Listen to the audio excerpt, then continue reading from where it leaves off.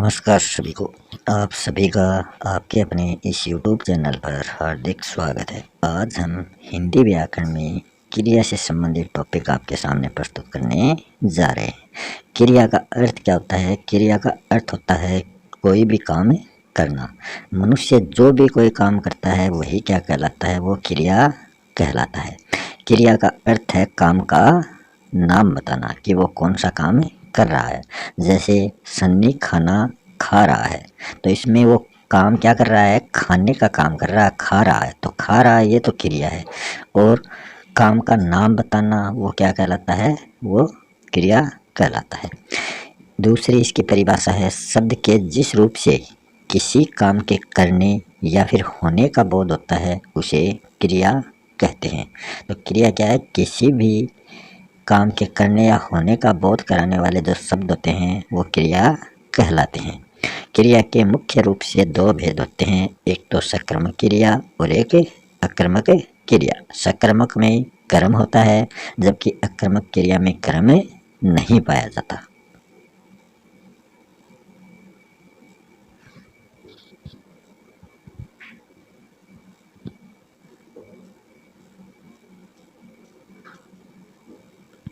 कभी कभी क्या होता है कि वाक्य में जो क्रिया है वो प्रत्यक्ष रूप से न होकर परोक्ष रूप से मतलब छिपी हुई रहती है। अर्थात जैसे पानी, तो पानी एक शब्द है, इसमें क्रिया भी है मगर वो छुपी हुई है। जैसे मुझे पानी पीना है, पानी का अर्थ क्या हो जाएगा? मुझे पानी पीना है। तो ये क्रिया इस शब्द में छुपी हुई है, तो वो प्रत्यक्ष न होकर परोक्ष रूप से यहाँ पाई गई है। फिर धातु आती है। धातु होती है क्रिया का जो मूल रूप होता है वो धातु कहलाता है। जैसे क्रिया जो शब्द होता है उन सभी के अंत में ना प्रत्यय जुड़ता है। इस ना प्रत्यय को हटा देते हैं तो जो मूल शब्द बचता है वो धातु कहलाता है।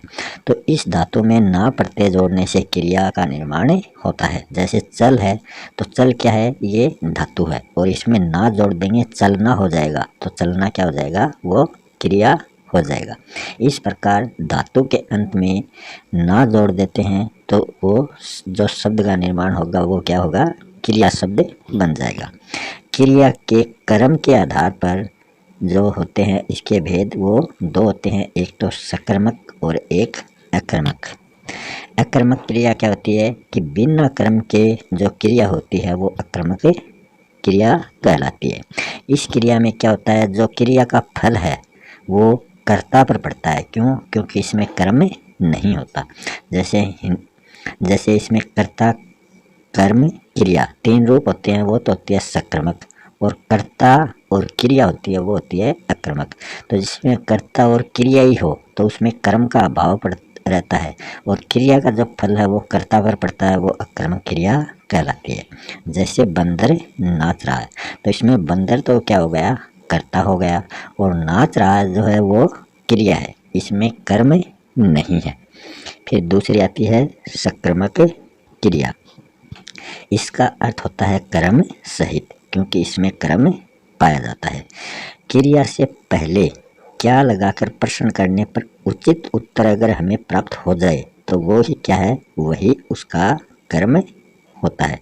जैसे बंदर नाच रहा है तो नाच रहा है क्रिया है, इससे पहले हम क्या लगाएं तो इसका जो उत्तर हमें प्राप्त होगा वो क्या है? सकर्मक क्रिया है। बंदर क्या नाच रहा है तो इसका कोई उचित उत्तर हमें प्राप्त नहीं हो रहा तो ये अकर्मक क्रिया है।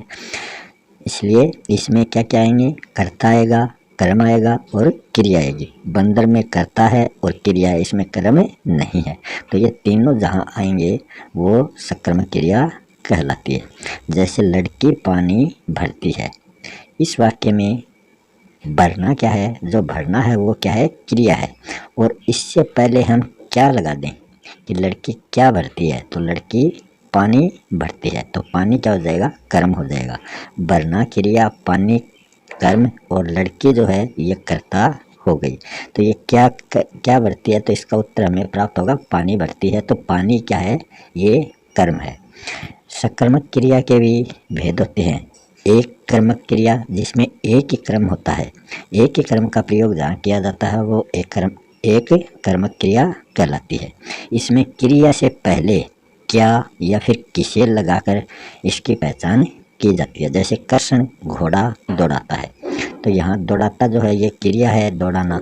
इसमें हम क्या या किसे प्रश्न लगाकर इसका जवाब हमें प्राप्त होगा। कर्षण क्या दौड़ाता है? घोड़ा दौड़ाता है। कर्षण किसे दौड़ाता है? तो वो घोड़े को दौड़ाता है। तो ये दोनों क्या है? एक कर्मक। इसमें एक ही कर्म है घोड़ा। एक दूसरी सकर्मक क्रिया होती है द्विकर्मक। द्वि का अर्थ क्या होता है? दो, जिसमें दो क्रम हो। एक से अधिक क्रम का प्रयोग जिस क्रिया में किया जाता है वो द्विकर्मक क्रिया कहलाती है। इसमें क्रिया से पूर्व निर्जीव जो कर्म है उसके लिए वो मुख्य होता है, प्रधान वो कर्म होता है। निर्जीव के लिए मुख्य और प्रधान कर्म होता है।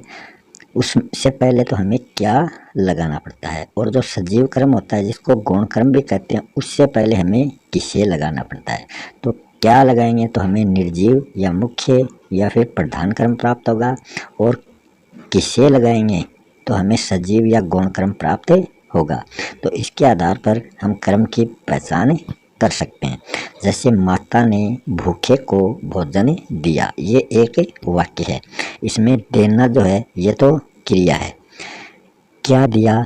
तो क्या के रूप में हमें क्या प्राप्त होगा? भोजन। भोजन क्या है? निर्जीव है, और ये प्रधान कर्म इसको कहा जाता है। और किसे दिया? किसे मतलब भूखे को दिया। भूखे क्या है? सजीव है, गौण क्रम है, क्योंकि ये किसे लगाकर इसका उत्तर हमें प्राप्त हो रहा है। तो किसे जो है ये गौण क्रम है, और क्या जो है ये मुख्य क्रम है। फिर है अपूर्ण सकर्मक क्रिया। अपूर्ण का अर्थ होता है जो पूरी नहीं हो। इसमें कर्ता का कर्म दिखाई नहीं देता। ये जो कर्ता का कर्म है वो इसके अंदर छुपा रहता है, ये हमें दिखाई नहीं देता। जैसे वह चबाता है, तो वह क्या चबाता है? इसमें जो कर्म है वो हमें दिखाई नहीं दे रहा। तो इसका कर्म क्या है? चने। वह चने चबाता है। चबाने का काम जो है वो चनों के द्वारा ही किया जाता है। तो इसमें जो कर्म है वो क्या है? वो हमें दिखाई नहीं दे रहा। कुछ क्रियाएं जैसे निगलना, लिखना, सूंघना, पढ़ना, खाना, पीना, पूछना, ये सभी जो क्रियाएं हैं ये सकर्मक क्रियाएं कहलाती हैं। और निकलना, चिल्लाना, चलना, निखरना, हंसना, रोना, उड़ना, भागना, सोना, डूबना, घूमना, बैठना, कूदना, चमकना, बहना, थकना, मरना, चढ़ना, ये सभी क्या हैं? ये सभी अकर्मक क्रियाओं के उदाहरण हैं। फिर हम इनकी पहचान कैसे करेंगे? कर्ता कौन? इसमें कारक चिन्ह जो है वो कर्ता कारक चिन्ह रहित ये कौन होता है। किसने? कर्ता मतलब कौन या किसने। कर्म है क्या, जो निर्जीव के रूप में प्राप्त होगा। किसे जो है वो सजीव के रूप में हमें प्राप्त होता है। फिर संरचना के आधार पर क्रिया के 5 भेद होते हैं। मुख्य कर्म के आधार पर तो 2 होते हैं, मगर संरचना के आधार पर क्रिया के 5 भेद होते हैं। वो कौन कौन से हैं? वो है प्रेरणार्थक क्रिया। प्रेरणार्थक मतलब किसी को प्रेरणा देना। इसमें जो करता है वो स्वयं भी कार्य में शामिल होकर कार्य करवाता है, कि वो किसी दूसरे को अकेले कार्य करने के लिए नहीं करता, बल्कि वह उसके साथ कार्य करता है। तो वो प्रेरणार्थक क्रिया कहलाती है। वो है प्रथम प्रेरणार्थक होता है, और जो दूसरे से वो कार्य करने की प्रेरणा देता है वह द्वितीय प्रेरणार्थक क्रिया कहलाती है। जैसे विश्व मुझे गाना सुनाता है, तो इसमें जो प्रथम है, प्रथम प्रेरणार्थक क्रिया इसके अंतर्गत आई है। कृष्ण अर्जुन से युद्ध करवाता है, तो यह जो है इसमें द्वितीय प्रेरणार्थक क्रिया आई है, किसी दूसरे से करवा रहा है। नाम धातु क्रिया, इसमें संज्ञा, सर्वनाम, विशेषण के अंत में प्रत्यय जोड़कर नाम धातु क्रिया प्राप्त होती है। जैसे श्रम से शर्माना, बात से बतियाना, लात से लतियाना, गाली से गलियाना।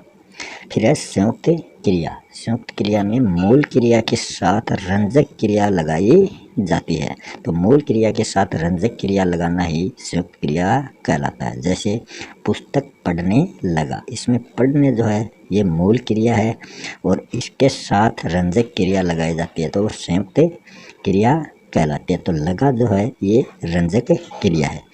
पूर्वकालिक क्रिया क्या होती है? मुख्य क्रिया से पहले आने वाली जो क्रियाएं होती है वो पूर्वकालिक क्रिया कहलाती है। जैसे खाना खाकर सो गया, तो सो जाना मुख्य क्रिया है और उससे पहले उसने क्या काम किया वो पूर्वकालिक क्रिया कहलाएगी। तो वो खाना खाकर, सोने से पहले उसने खाना खाया तो ये पूर्वकालिक क्रिया कहलाती है।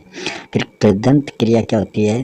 कृदंत क्रिया होती है क्रिया के अंत में प्रत्यय जोड़ना, कृदंत क्रिया कहलाता है। जैसे चलना में चलता बन गया, लिखना में से लिखते बन गया, तो ये दोनों वर्तमान काल के कृदंत क्रियाएं हैं।